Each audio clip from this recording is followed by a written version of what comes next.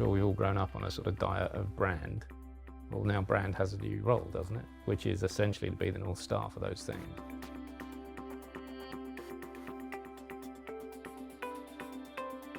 Particularly in singular brand companies. If you're in a Unilever or P&G where you've got, packaged goods stuff where it's a sort of different kind of game, and it's about not necessarily understanding the need for collective mobilisation. But I kind of feel like brand's going to have to wake up now. It's got a different job all of a sudden. So this is actually, you triggered a really interesting memory when we launched our first globally consistent visual identity, which was about 3.5 years ago. And the way we did it was we launched it internally first, and we did what we call the Woo selfie.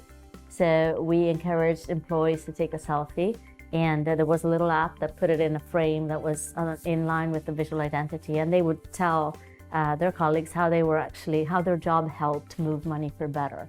And we're a company of about 10,000 employees at the time, and we had 6,000 selfies posted on the site. We obviously had a competition, we had people who won, etc. But that connection internally with the brand and the new branding was a really important moment for us.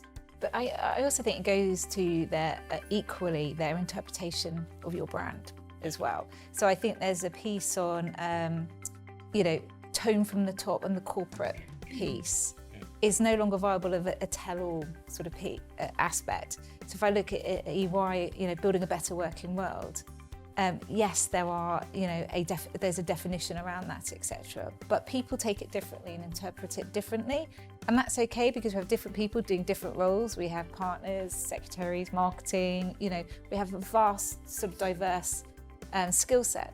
And actually, building a better working world means something different to everybody.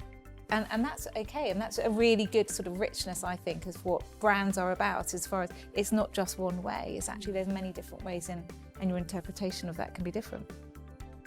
We stopped using stock photography a few years ago, and just I was tired of not finding a really good, unique image, so we started using our employees. I used my marketing team for our advertisements, for our content. I mean, and these are the real marketers in the marketing material. We wrote it, here's us, here we are.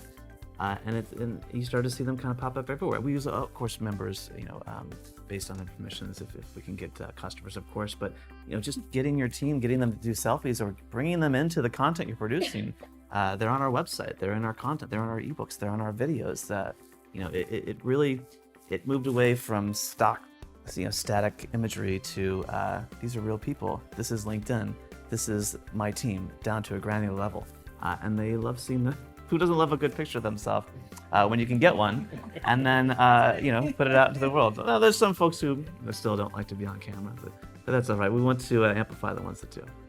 But I think social has therefore also been a kind of phenomenal tool, and we ended up with some funny debates at HSBC. I remember we had a problem in a sort of developing country where one of the branch managers had decided that WhatsApp was the best way to manage his team.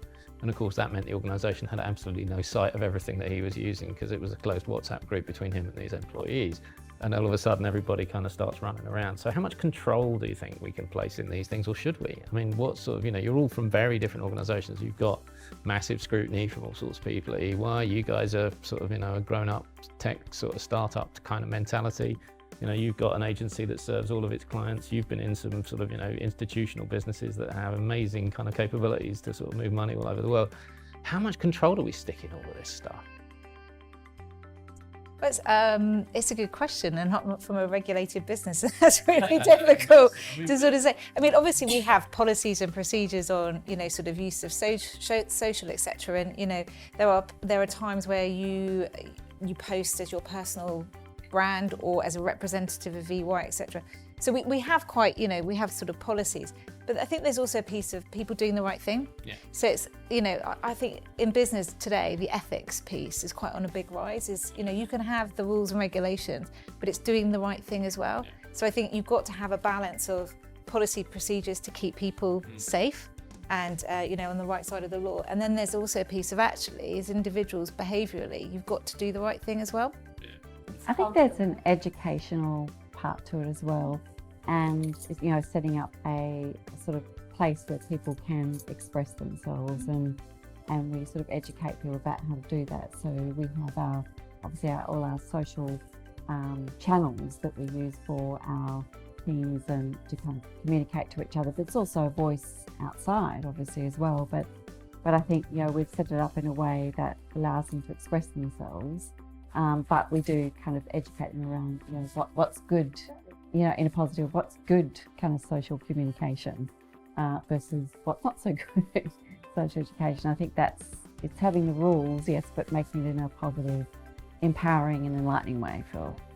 I think it's impossible to control everything that people do, right? So principles, culture, if they're using tools that are outside the enterprise tool, maybe the company needs to ask itself, how good are my tools that people are actually wanting to use something else?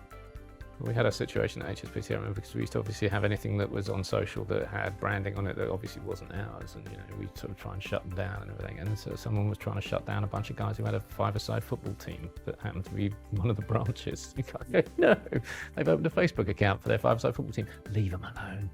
You know, and it was that kind of thing. Well, they might say something that's the detriment of the organisation. You want to see it on the front page of the Daily Mirror? No, not really. But it's not going to happen. And I think it is that acceptance that, you know, control is one of those things that you've got to accept, that, you know, it's would have a bit of luck in the following wind. It doesn't go as bad as your photographer example, where someone's behaving in a sort of fraudulent way.